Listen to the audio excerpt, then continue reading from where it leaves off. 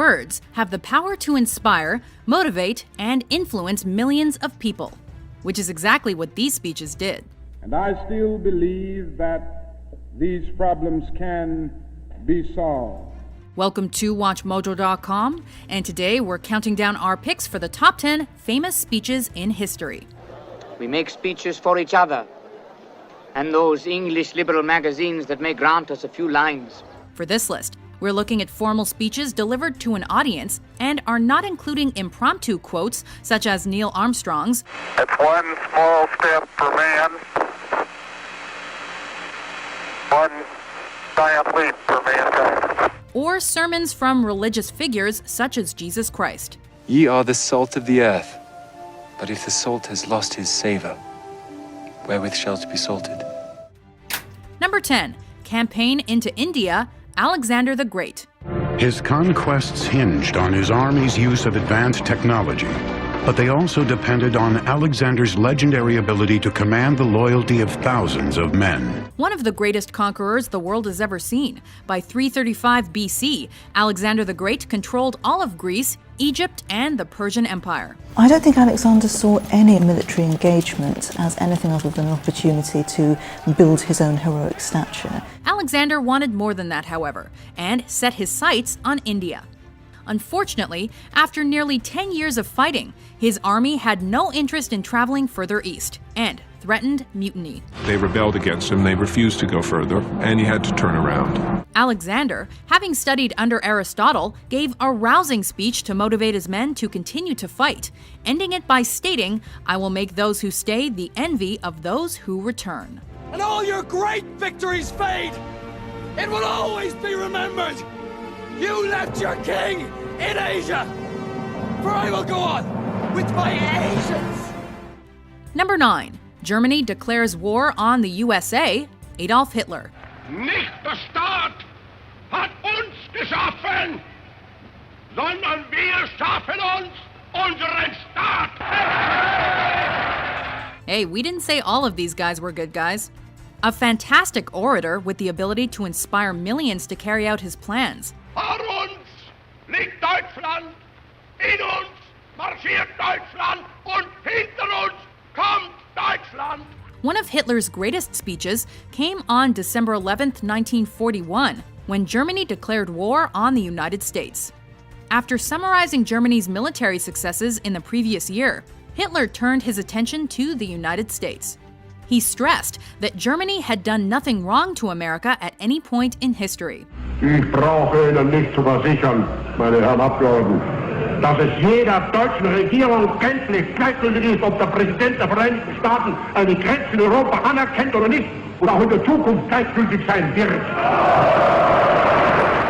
Out of retaliation, the United States declared war on Germany later that day, making sure America was fully involved in both the European and Pacific theaters of the war. Die große Not unseres Volkes, die uns einst ergriffen hat. Number 8. Funeral oration, Pericles.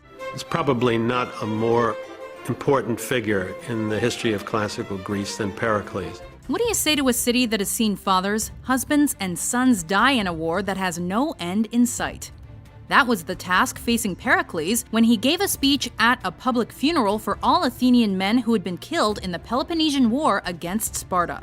Pericles' expectation was that after a year or two, but no more than 3, the Spartans would realize that they could not win the war because the Athenians would never give them the infantry battle they needed in order to win, and they had no other device available. Rather than mourn the dead, Pericles enthusiastically praised Athens and its citizens. He used his rhetoric ability to motivate all Athenians to continue to fight to ensure these men did not die in vain. The state thus offers a valuable prize as the garland of victory in this race of valor for the reward both of those who have fallen and their survivors. And where the rewards for merit are greatest, there are found the best citizens. Is it any wonder the historian Thucydides called him the first citizen of Athens? But for all his power and sway, Pericles did not rule this city. For Athens was a democracy. Number 7. Second Virginia Convention, Patrick Henry. I know not what course others may take, But as for me, give me liberty or give me death! Give me liberty or give me death. These famous words that would forever be associated with the American Revolution were spoken by Patrick Henry at the Second Virginia Convention in 1775. We must fight! I repeat it, sir! We must fight! Virginia was one of the most important colonies in the New World, and without its help, the Revolution had little chance of succeeding. There is no retreat but in submission and slavery. Our chains are forged. Their clanking may be heard on the plains of Boston. The war is inevitable, and let it come. I repeat, sir, let it come. Henry's speech was so powerful that the entire convention, which contained the likes of George Washington and Thomas Jefferson, is said to have sat in silence for several minutes afterward. Patrick Henry was more responsible for getting the revolution underway than any other founding father. Number 6. Inaugural Address, John F. Kennedy. Let us go forth to lead the land we love, asking His blessing and His help, but knowing that here on earth, God's work must truly be our own. After 2 world wars, a conflict in Korea, a crippling depression, and relations with the Soviet Union reaching a boiling point, the United States needed a reason to feel optimistic. But most threatening of all, he sees nearly 1,600 American strategic bombers and 200 intercontinental ballistic missiles, which can strike the Soviet Union from the U.S. Enter John F. Kennedy. Do you want a man for president who's seasoned through and through? At only 43, JFK was the youngest president to ever be elected, and he gave one of the most memorable inauguration addresses of all time. And let every other power know that this hemisphere intends to remain the master of its own house.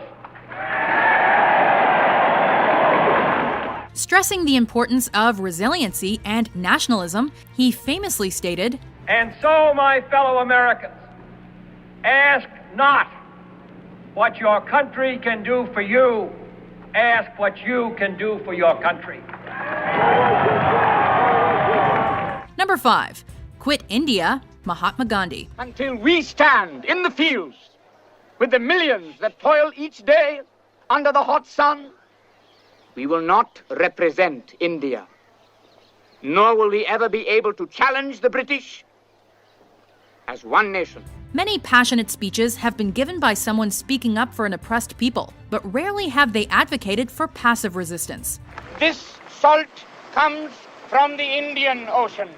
Let every Indian claim it as his right. And so, once more, the man of non-violence has challenged the might of the British Empire. Mahatma Gandhi did exactly that in 1942, when he called for non-violent resistance to British occupation and inspired the Quit India movement. Declaring, "Here is a mantra, a short one that I give you. It is, do or die. We shall either free India or die in the attempt." Calling himself a friend of Britain, he declared that he was attempting to save the British from their mistakes. While the Quit India movement was ultimately a failure, the British government did eventually grant India independence. Non-violent revolution had freed India. In the 50 years since, it has transformed the world. As Martin Luther King later said, "Christ gave me the message. Gandhi gave me the method." Number 4. Inaugural Address, Franklin Delano Roosevelt. One has to imagine millions of people clustered around their radio sets in towns all across the country. They don't know what to expect of this new president. JFK surely delivered one of the greatest inaugural addresses in history. But decades earlier, Franklin Delano Roosevelt began his lengthy career as president with this iconic speech. They only know the rules of a generation of self-seekers. They have no vision, and when there is no vision, the people perish. At the time, America was in the middle of the worst depression in history and had essentially run Herbert Hoover out of office. And I am convinced that you will again give that support to leadership in these critical days. FDR was able to win over the hearts and minds of a discouraged American population with a passionate and confident speech, promising to wage war against the economic crisis facing the country. Of course, having a strong opening line always helps. Let me assert my firm belief that the only thing we have to fear is fear itself. Number 3, we shall fight on the beaches, Winston Churchill. If we had kept together after the last war, if we had taken common measures for our safety, this renewal of the curse need never have fallen upon us. One of 3 key speeches given by Churchill during the Battle of France. This rousing address was delivered under less than ideal circumstances. And if you look at what Churchill achieved every day, it is absolutely mind-boggling. He was running on a different kind of petrol. The English Prime Minister was forced to not only warn the English people about the potential for France's catastrophic defeat, but also to prepare them for war on their home soil. Less than a month earlier, Churchill had declared that the Allies would be victorious. With this looking less and less likely by the day, Churchill resoundingly stated that the British would never surrender to Germany. We shall never surrender! Instead, he memorably said they would fight them in France, on the seas, in the air, in the streets, and on the beaches. We shall fight in the seas and oceans. We shall fight with growing confidence and growing strength in the air. We shall defend our island, whatever the cost may be. Number 2, I Have a Dream, Martin Luther King Jr. America has given the Negro people a bad check. A check which has come back marked insufficient funds. One of the most inspirational speeches of all time, Martin Luther King Jr. delivered this famous call to action to over 250,000 people on the steps of the Lincoln Memorial in 1963. And the destruction, the life, and of the ongoing progress of the Negro will be the destruction of the ongoing progress of the nation. King demanded an end to racism in America, stating that 100 years after the Emancipation Proclamation, African Americans were still not considered equal. Now is the time to rise from the dark and desolate valley of segregation to the sunlit path of racial justice. Perhaps surprisingly, the I Have a Dream line was not in the original draft. It was improvised on the spot by King after gospel singer Mahalia Jackson yelled out from the crowd, urging him to tell them about the dream. I have a dream that my 4 little children will one day live in a nation where they will not be judged by the color of their skin, but by the content of their character. I have a dream today. Before we yield the floor to our top pick, here are a few honorable mentions. Hence, every discrimination against women in the constitutions and laws of the several states is today null and void, precisely as is every one against Negroes. I have only one thing to say. You turn if you want to. The ladies not for turning. Well now, it is time to be off. I to die and you to live. But which of us has the happier prospect is unknown to anyone but heaven. If you seek prosperity for the Soviet Union and Eastern Europe, if you seek liberalization, come here to this gate. Mr. Gorbachev, open this gate. Today, I consider myself the luckiest man on the face of the earth.